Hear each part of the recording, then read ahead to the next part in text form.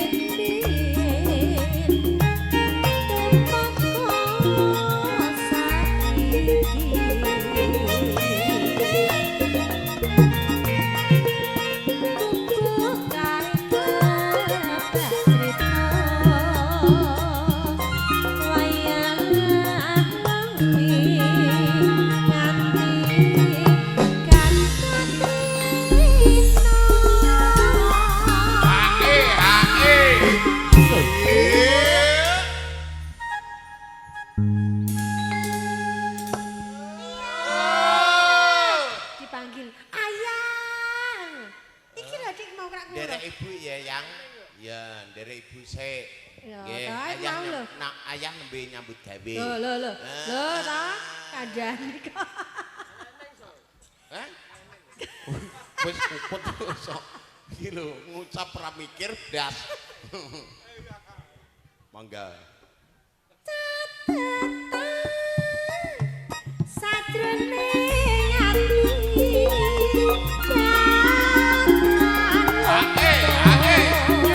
saya marah aku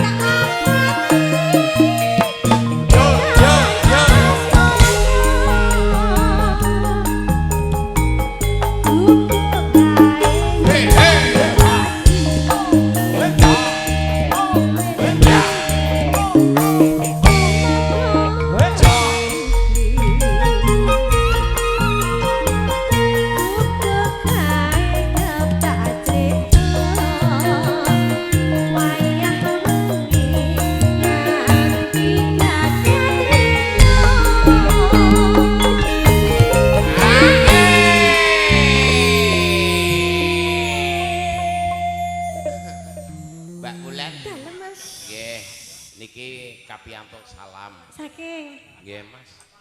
Lah. Lah piye untuk salam tak kok ngomong dhewe. Wong wis wis. Wis. Wis mau disampaikan ke Wis saya. disampaikno. Wis. Ya wis. Belang sandal sih. Lah wong ora genah. Salam. Walah. Rasa mengulik-ulik ngono kuwi. Nggih. Catatan sajroning ati. Dahan luntur.